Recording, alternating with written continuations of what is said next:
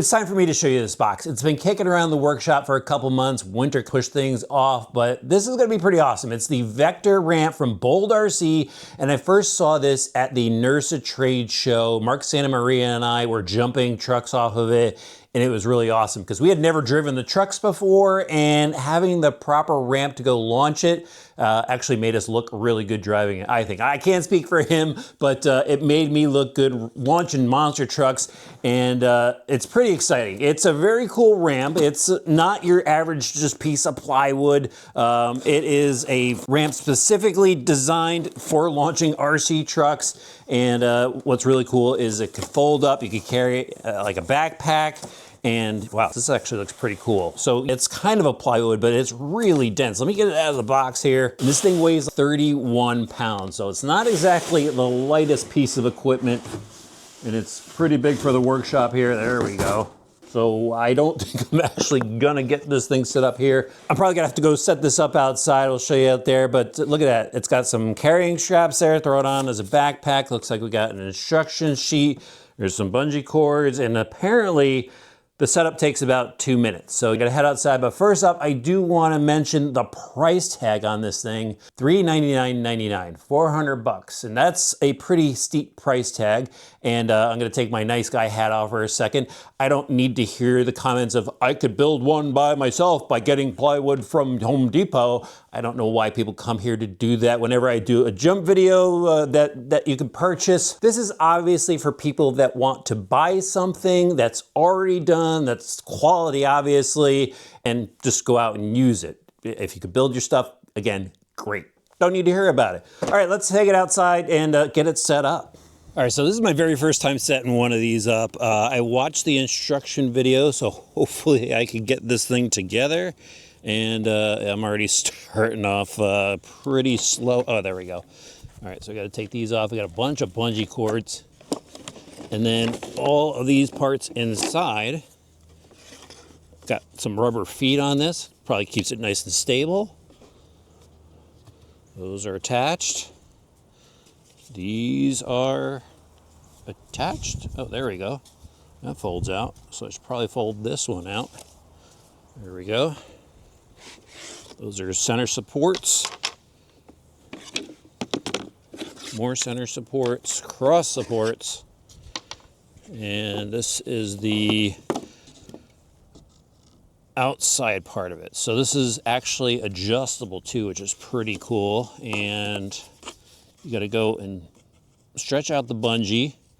There we go. That holds it into place perfectly. Do the same on this side. Not going to go crazy with the height just yet. I think you could adjust your jump from 11 inches to, I think it was 22. You could probably get quicker at this the more times you assemble it. There we go. All the edges are nice and rounded. Look at it. This is the important part right here. That's the lip where the truck's gonna hit first, or your car's gonna hit first, and that's just milled down, so that's gotta be a nice transition. It's got a little foot on here. That pops up perfectly. That's cool. All right, we're getting here, guys.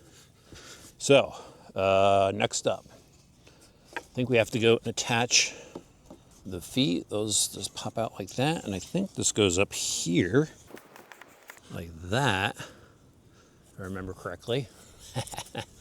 I'm getting it. Just trying to be real here. Show you the exact setup. That goes like this, goes there. Oop. Knew that was gonna fall out. There we go. Tap those down. Those go down. This goes in. Oh, this goes down here. There we go. Again, I only watched the video once. And this is a support. Another support. Getting close. This gets thrown on top. Keys into the top here. Then you take these bungee cords, you pull them down. There we go. There's the ramp, guys. All set. Not too bad for our first run. All right, guys, broke out the Crowley Chronos. Just have a 4S pack in here because I kind of have a short backyard, and we're just going to launch this thing off the lowest setting of the ramp. Luckily I got a little lander over there. Spin it around, speed it up some more. Oh boy, I got a little sketchy. Now the thing is, it's a wider ramp, so you know, if I had a plastic bike ramp, that wouldn't have been as easy to hit. Now obviously you want to be standing on the back side of the ramp so you can get a good view of it. But I think it just goes to show right here that it's wide enough that you're going to catch that thing. Another smooth run. Nice. All right, now I adjusted the ramp so it's at its highest setting. And now it's got to have a real kick to it. It's got to be able to do backflips really easily. Well, if I had a little bit more motor in the truck. Let's just launch it. See how that works. Saved it. All right, let's do it again.